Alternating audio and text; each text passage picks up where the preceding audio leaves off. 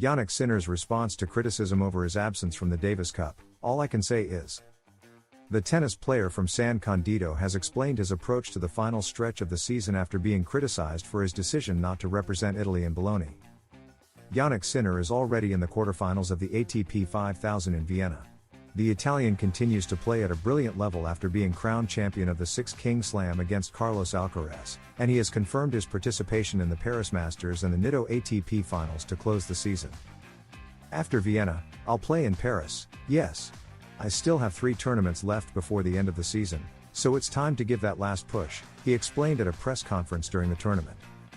However, the player from San Candido has been in the media spotlight after becoming the subject of heavy criticism following his decision not to take part in the Davis Cup finals in Bologna. For example, Nicola Pietrangeli, 2-time Roland Garros champion and legend of Italian tennis, lashed out at Sinner's lack of patriotism and called his absence a big slap in the face to Italian sport. "All I can say is that I accept all the criticism. I've already spoken extensively about this matter and I have nothing more to add," Sinner concluded to close the topic. After the Sinner case, the ISHA suspends another tennis player for doping. Facundo Bagnis, 35 years old and once ranked number 56 in the world, tested positive for hydrochlorothiazide, one of the substances banned by the TASP. The International Tennis Integrity Agency, ITIA, has once again shown, as it did with Jannik Sinner earlier this year, that it will not take half measures. On Thursday, it announced the provisional suspension of Argentine player Facundo Bagnis for violating the Tennis Anti-Corruption Program, TACP, due to the use of a prohibited substance.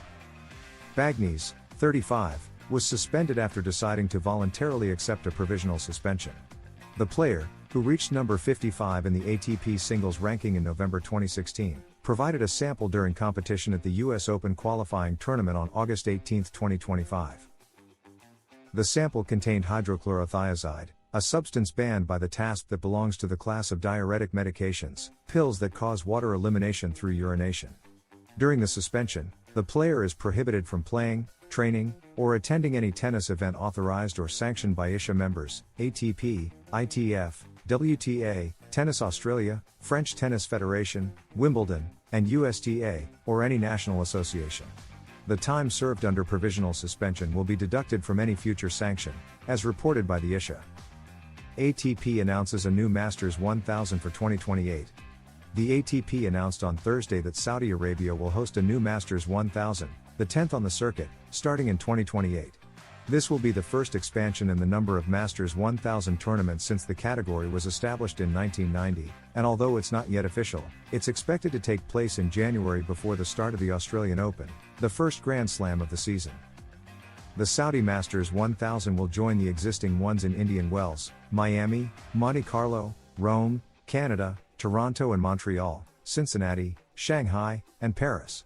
The creation of this tournament has been made possible thanks to collaboration with Surge Sports Investment, one of the companies within Saudi Arabia's Public Investment Fund, PIF. After the success of the Six King Slam, the ATP announces the most anticipated tournament in Saudi Arabia.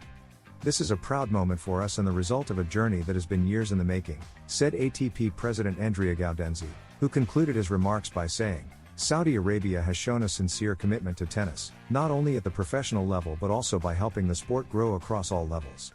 We believe fans and players will be thrilled by what's to come." Alcaraz and Sinner to meet in South Korea before the Australian Open. According to South Korean outlet The Chosen Daily, the Spaniard and the Italian will play the Hyundai Card Super Match exhibition on January 10th. Carlos Alcaraz and Jannik Sinner already have a new date set to face each other again on the tennis court. While waiting for competition to possibly bring them together again at the Paris Masters or the Nitto ATP finals, Alcaraz and Sinner will meet in an exhibition match in South Korea just before the Australian Open. According to The Chosen Daily, the two will face off in this exhibition event, called the Hyundai Card Super Match, which will take place on January 10th next year at the Inspire Arena in Incheon. Although there's no official confirmation yet from the organizers, both Alcaraz and Sinner posted an image on their social media accounts on Wednesday featuring their signatures and the Hyundai Card Super Match logo, with the same message, "See you in Korea." Even though it's an exhibition, tennis fans already know they'll have an early guaranteed matchup between Sinner and Alcaraz to kick off 2026, ahead of a possible official clash at the Australian Open, the only Grand Slam where they have yet to face each other. Fabio Fognini, who once reached world number 9 and has been one of Italy's top tennis figures in recent years, has defended Jannik Sinner following his decision not to attend the final 8 of the Davis Cup in Bologna. In an Instagram story, Fognini argued that as a player, I understand his decision to finish 2025 on a high note and prepare for 2026. When asked by fans about the issue, the former world number 9 justified Sinner's choice. I think it's totally understandable. As a player, I understand his decision to finish 2025 with a golden touch and get ready for his real goals in 2026, he wrote. Having been a key figure, Sinner, in Italy's Davis Cup victories over the past 2 years, Fognini extended his defense. He's 24, an age where he'll surely have another 100 opportunities to raise our beloved flag high. The man at the center of it all, Sinner himself, was brief when asked about the controversy. All I can say is that I accept all the criticism. I've said everything I had to say about this topic, and I have nothing more to add, Sinner said, in remarks reported by Uba Tennis to Sky Italia. He surely appreciated his compatriots' support. Jannik Sinner and Barbara Schitt shared one of those moments that goes viral in seconds. It all happened just before a television interview, when the Italian approached to greet her with 2 kisses. It was a simple gesture, but full of elegance and warmth. Schitt's reaction said it all, a spontaneous smile, almost of surprise, showing that there was a special chemistry between them. From that instant, social media lit up with comments. Many praised Sinner's manners and natural demeanor, calling him a gentleman from another era. Indeed, that greeting alone was enough to reveal a more human and charming side of the young tennis star, far from the seriousness of the court. The encounter took place during a Eurosport recording. Barbara Schitt, former tennis player and current presenter, was waiting for Sinner for an interview ahead of the Australian Open. When he arrived, he didn't hesitate for a second. He smiled, approached, and greeted her with 2 kisses. It was a quick, natural, unforced gesture, but it unleashed a wave of positive reactions. In such a professional environment, that touch of warmth surprised everyone. Schitt, always elegant and charismatic, responded with the same energy. You could tell the gesture caught her by surprise, but she enjoyed it. The connection was immediate. No words were needed, their body language said it all. In that moment, more than a journalist and a player, they seemed like 2 people who understood each other perfectly, radiating closeness and mutual respect. The scene quickly went viral. Fans highlighted Sinner's authenticity, a reserved guy who doesn't often show this kind of gesture in public. His greeting was seen as a reflection of his good manners and simplicity. Some even joked that there was chemistry between them, though it was clearly just a friendly and spontaneous moment. The impact was such that several media outlets picked up the clip, praising the naturalness of both. In a world where interviews are often cold and rehearsed, this small gesture broke the ice and created an immediate connection between them. It was a moment that humanized the tennis player, showing that behind the champion is a kind and genuine young man. After that greeting, the interview began in a much more relaxed atmosphere. Schitt seemed especially comfortable, and Sinner, for his part, spoke confidently and calmly. The chemistry from the greeting carried into the conversation, laughter, glances, and a constant tone of mutual respect. The interaction flowed naturally, something rarely seen on television. The interview itself focused on Sinner's current form.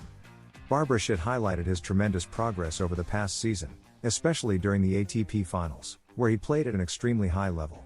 According to her, Sinner has been improving steadily, not with the explosive media attention of players like Carlos Alcaraz, but through a more solid and mature evolution. Schitt said she sees him ready to take the definitive leap in Grand Slams. He's taken a big step forward in his career and in his tennis, she said confidently. She also noted that, thanks to his coach Darren Cahill, an experienced Australian, Sinner has the advantage of feeling at home during the Australian Open.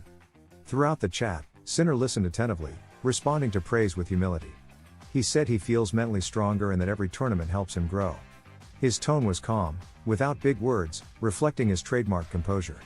Barbara was impressed by his maturity and how well he manages pressure. Schitt also mentioned a potential semi-final clash with Novak Djokovic. She said that if Sinner keeps up his level, he can beat anyone. This could be his year, she added with a smile. The confidence in her voice made the moment even more meaningful, almost like a professional blessing. At the end of the interview, they said goodbye with the same warmth they had started with. Sinner smiled again, grateful, while Schitt waved with admiration. The atmosphere between them remained close and respectful. It wasn't just an interview, it was the reflection of a professional bond filled with natural chemistry and mutual understanding. That day, more than just a talk about tennis, it was a display of elegance, empathy, and authenticity. Sinner didn't just leave behind sports headlines, he also left a human image that won everyone over. And Barbara Schitt, with her professionalism and charm, captured it perfectly.